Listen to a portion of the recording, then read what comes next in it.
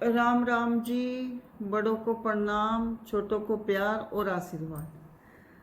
तो भाई, आज मैं अपनी बहुत सारी बात लेकर आई। लास्ट तक मेरी वीडियो देखनी आप बिल्कुल भी। कहीं मैं अगर आप लोगों को मेरी बात झूठी लगे, गलत लगे, तो उसमें कमेंट करके बोल दियो। तो भाई, पहले तो आप सभी को मेरी तरफ से बहुत सारा आशीर्वाद, दुआएं। जो मेरी वीडियो देखे उनको लंबी उम्र दे परमात्मा, खुश होकर जो देखा है। तो भाई, 2 ढाई साल हो गए मैं डिप्रेशन में चल रही। वैसे तो मैं 34 साल ही हो गए लड़ाई लड़ रही। 34 साल हो गए मेरी दौरानी। मैं अपने देवर का ब्याह कर कर लाई थी। 34 साल हो गए लड़ाई लड़ रही। जो कुछ ना कुछ जब से वो आई थी मेरे जीवन में, एक नु सोच लो, काला नाग नागनी बैठ गए थे आकर। उससे पहले हमारा इतना बढ़िया जीवन था। मेरे 2 देवर थे और जी एक फौजी साहब, 3 भाई थे। और हमारे ससुर जी और हमारी सास, इतना बढ़िया घर था। 2 कमरे थे। नीचे मेरी सास रहती, ऊपर मैं रहूँ थी। और खाना बनाऊँ थी, काम करूँ थी, भागी फिरूँ थी। बहुत अच्छा लगा कर था। हमारे देवर भी बहुत अच्छे थे। लेकिन गलती क्या हुई, मैं अपनी दौरानी को ले आई ढाई के गाँव से। और जी वो मेरी बहन के पास काम करती थी। मैं सोच कर मगा गरीब घर की बच्ची है और मिलजुल कर हम दोनों रहेंगे। और छोटे देवर ने पढ़ाई का कतई शौक नहीं था। 9वीं 8वीं फेल है वो। और जी जो बिचला देवर है उसे पढ़ाई का बहुत शौक था। मगर इसे पढ़ाओगे, ये कामयाब हो जाएगा और ये इसकी बहू आ जाएगी। यूँ खेती में लगता हो खेती में लग जाएगा, बिजनेस करना हो बिजनेस कर लेगा। उसके बाद हमने पिताजी को, हमने सबने मिलकर सरसाई में एक दुकान ली। मगर छोटे वाले का कोई काम करवा देंगे, बिजनेस कोई। काफ़ी बड़ी दुकान थी। तो मगर बिजनेस करवा देंगे, इसका काम अगर अच्छा चल गया यहीं इसके मकान बन जाएंगे। तो भाई, और एक प्लॉट लुआ था। वो तो बाद में लुआ था पिताजी पे। तो उस टाइम दुकान ही ले ली थी। तो फौजी साहब की फिर मेरी शादी के बाद नौकरी लग गई 1 डेढ़ साल के बाद। और जी इसका छोटे का हमने ब्याह कर दिया। जो परवीन है हमारी दौरानी ढाई की। और जी बीचला देवर मेरा पढ़ाई पर बहुत होशियार था। वो सहारनपुर पढ़ा करा था। उस तक कमरा लेकर दे रखा था। इतने बड़े आदमी थे नहीं हम। 40 बीघे हमारी ससुराल में ज़मीन थी। और हमारे ससुर रिटायर फौजी थे। और 3 उनका लड़के थे, चौथी में चली गई थी। और फिर 5वीं आ गई थी हमारी नागिन, जो मेरी दौरानी है। वैसे तो मैंने उसका नाम कुबड़ी दासी दे रखा, क्योंकि कुबड़ी दासी ने ही रामायण में चुगली लगा लगा लगा लगा कर उनके घर को तोड़ दिया था। राम के वनवास पचवा दिए थे राम। और वही काम मेरी दुरानी ने करा मेरे घर में घुस के। ठीक है जी। तो भगवान देख रहा, देखो हमने तो सब्र कर लिया, हर बात पर सब्र कर लिया। जिसने हमारे साथ किया ना, हमने सब्र कर लिया। और मंदिर के आगे बैठ कर हम यही कहें कि भगवान आप देख रहे, अगर हम सही हैं तो हमारा साथ देना, अगर हम गलत हैं तो हमारे आगे आवे। और जो जिन्हें हमारे साथ बुरा करा, अगर मैं गलत है तो उनके आगे जरूर आवे। और ऐसा आवे कि जीवन में ठंडा पानी ना पी सकें, तड़पे ही तड़पे दिन रात। ठीक है। और अब तो मुझे यहाँ तक वहम होने लगा, जो मेरे दर्द हुआ है यो, कि ये जादू टोने जरूर चल रही है। क्योंकि वो बहुत साती लेडीज है मेरी दौरानी। और इन कामों में बहुत आगे है। जो मेरी सास मेरी कसम भी नहीं खावे थी। सारे बच्चों में सबसे ज़्यादा मुझे ऐसा लगा था कि सास मुझे प्यार करे। वो सास को भी इनने ऐसे ऐसे कुछ कर दिया उसका। वह मेरी तो छोड़ दो। मेरी जो बिचली दौरानी है, बिचली दौरानी है, विधवा है, आज तक उसके घर नहीं गई। जब मेरा देवर खत्म हो जाता, 1 महीने बाद मेरी दौरानी चली गई थी। उसके बाद आज तक मेरी सास ने फोन करके भी उन्होंने पूछा कि वो तो ठीक है या नहीं। ठीक है। उसके साथ भी इतना बुरा कर रहे, ऊपर से 3 केस भी कर दिए उस पर। तो मेरा तो, मुझे तो क्या ओढ़ का होगा कि मेरे घर आवा है, मेरी तो बात करे। मैं तो किस खेत की मूली हूँ जो जवान लड़का जो सा सारी तनख्वाह हमारे ससुर के सास के हाथ में देता, 1 लाख रुपए तनख्वाह थी उसकी उस टाइम। अब तो 1 लाख कुछ भी नहीं होते, लेकिन उस टाइम तो बहुत ज़्यादा लगा करते थे। उस टाइम 10-20 हज़ार अपने पर रखा था, सारे इनते दे कर जाता। जब मैं उसके नहीं हुए तो मेरे क्या हो जाएंगे। और भाई मुझे ज़रूरत भी नहीं है, मुझे ना ज़रूरत नहीं है कि भाई अब कह रही मैं बहुत साल इंतज़ार करा। जब मुझे मेरा बेटा होया था शुभम, सबसे ज़्यादा तो खतरनाक मुझे इनका रूप जब देखा था हॉस्पिटल। मेरी भाभी भी, पिछली भाभी मेरी गेली थी हॉस्पिटल में, छोड़ के मेरे ससुर आ गए थे मेरी दौरानी के बकाई में आके। और जी मैंने 3,000 रुपये अपनी बहन से उधारे लेकर, और कुछ मेरे शुभम को मिले थे 5,000 रुपये, और 4500 रुपये मैंने पहले दे दिए थे अपने ससुर को।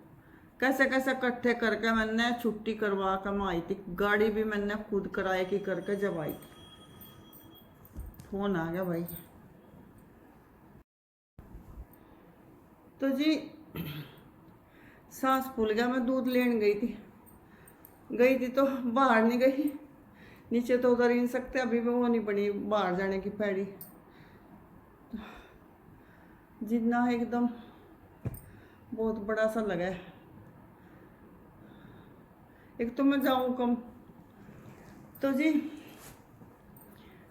फिर मेरे ससुर ने और मुझे छोड़ कर आ गए थे। उससे पहले जब मेरा बेटा होया था वो बहुत खुश थे मेरे ससुर, और घर जाके गुलदाना भी बांटा, लड्डू लड्डू क्या प्रसाद। और भाई लड़का होया, फिर मेरी दौरानी ने वो आन नहीं दिए दोबारा से मेरे ससुर हॉस्पिटल में, ना मेरी छुट्टी करवाना आए ना कुछ। और जब मुझे लेकर गए थे, एडमिट करी थी मैं, मोटरसाइकिल पाई थी उनके साथ ही। आजकल तो भाई वो को गाड़ियों में ले जाओ घेर कर, 4 औरतें भी घेर जाओ, मेरे साथ कोई नहीं था। मेरा ससुर के पीछे बैठ कर आई थी मैं, बहुत दर्द हो रहे थे मुझे। मेरी बहन सहारनपुर में रहती, मैं उसके दौरा आ गई थी। फिर हॉस्पिटल में भाई आ गया था, भाभी आ गई थी, सब मुझे लेकर गए थे। तो मेरा बड़ा ऑपरेशन बोल दिया था उस टाइम, ऑपरेशन 100 में 1 हो कर था।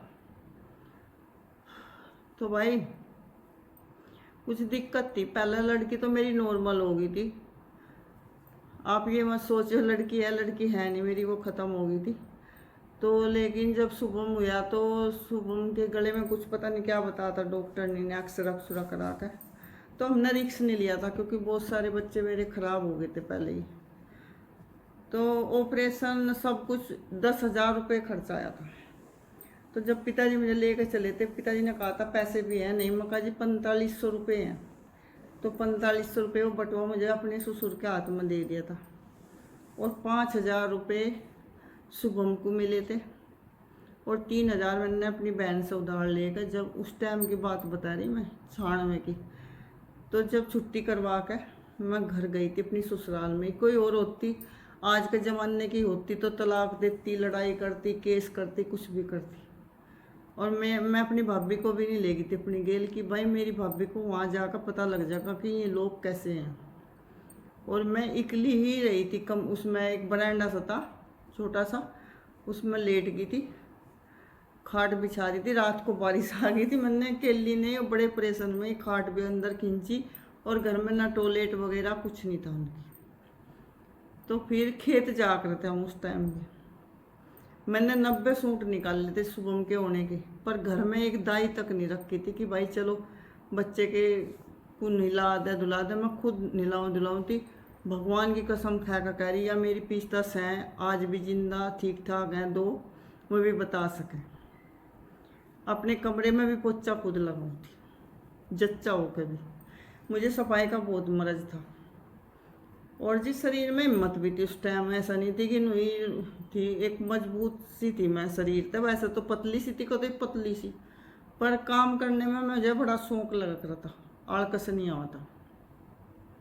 अब भगवान की दया से बेटा अच्छा हेल्थी था, 4 kg का था, तो मुझे पालने में ऐसी दिक्कत भी नहीं हुई, क्योंकि मैंने बहुत सारे बच्चे खुद भी पाल रखे, बहनों के पाले, भतीजे मुझे खिलाए सब। तो मुझे एक नॉलेज सी थी बच्चे को संभालने की, कैसे संभालना। तो एक जब मेरा लड़का हुआ उस टाइम उसने नरस ने कहा था कि भाई दादी बाबा ने एक कुर्ता तो दिला कर दे दो। वो मैंने बुरसैट एक छोटी सी रखी, कभी दिखाऊंगी आपको, वैसे पहले भी बहुत बार दिखाई। मैं साल में एक बार उन्हें धोऊं कपड़ों को, जो छोटे छोटे कपड़े सुबह के। तो वो एक कुर्ता ला कर दिया था पीले से, इसी रंग का है, इसी रंग का 20 रुपए का आता उस टाइम। 2 गया था पर मेरी सास गेल चली गई थी, एक लुआ कर लाई थी 20 रुपए का। बस उस कुर्ते का मैं नेम नहीं करती। और एक सूट जब मेरे देवर का लड़का हो गया था उसके लिए लाई थी मेरी सास, तो एक सूट शुभम का भी लाई थी उस टाइम। बस ये 2 सूटों का मैं नेम नहीं करती। ना उस घर का उनने खाना खाया कभी, ना उस घर का दूध पिया। जब वहाँ से मैं आई थी मेरा बेटा दूध ही पिया था, मेरा दूध पिया था, क्योंकि 4 साल का शायद हो गया था उस टाइम। 9 साल रहे ना ब्याह करके, मैं 9 साल रही। 6 साल में शुभम हुआ शादी के बाद, और 4 साल का शुभम हो गया था उस टाइम। फिर हमने इसका एडमिशन करवाया था सरसाई में आके। जो मेरा बीचला भाई है वो बहुत सपोर्ट करा था मुझे, और उसके हौसले पे मैं बाहर निकल गई थी। किराए पर मकान ले लिया था हमें, उसने कमरा दुआ था, उसने शुभम का एडमिशन करवाया था। और फौजी साहब छुट्टी आए हुए थे, फौजी साहब ने कहा था कि भाई अब आप वहाँ ना मैं ज़्यादा मायके में रहूँ थी, मायके में नहीं रहना, अब मैं कमाऊँगा और तू खाएगी। उससे पहले 9 साल तक मेरे ससुर ने 1 रुपया नहीं फौजी साहब को दिया, सारी तनख्वाह खुद लेकर रहा था फौजी साहब की। और मैं ज़्यादा मायके में रहूँ थी, जैसे कपड़े मुझे मायके में से मिल जाते वही अपने पहन लो थी। मुझे कोई अलग सा कुछ वो नहीं था कि भाई, क्योंकि वही हो जाना कि भाई पति अगर बाहर रह रहा तो औरत किसके नाम का श्रृंगार भरेगी। तो दिमाग में यही रहता कि भाई कोई नहीं, समय है निकल जाएगा। क्या फोन देख ले फिर आ गया। तो ये सब मेरे साथ हुआ। अभी मैं ज़्यादा बड़े व्लॉग नहीं बनाती, जब मेरे कुछ सदस्य जुड़ जाएंगे, 1000 हो जाएंगे, फिर मैं बड़े बड़े व्लॉग बनाऊंगी और आप लोगों को सारी बात बताऊंगी। और दूसरा मेरा चैनल है राधा की आवाज़ सहारनपुर, उसको सब्सक्राइब कर लियो। और ये जो चैनल है मेरा जिस पर आप देख रहे हैं, है राधा की कहानी सहारनपुर, और दूसरा चैनल है राधा की आवाज़ सहारनपुर। दोनों को आप देखा करो, फिर जब आप देखोगे तो मैं बड़े बड़े व्लॉग बताऊंगी और इन लोगों के सारे खुलासे करूंगी। अच्छा जी, बाय।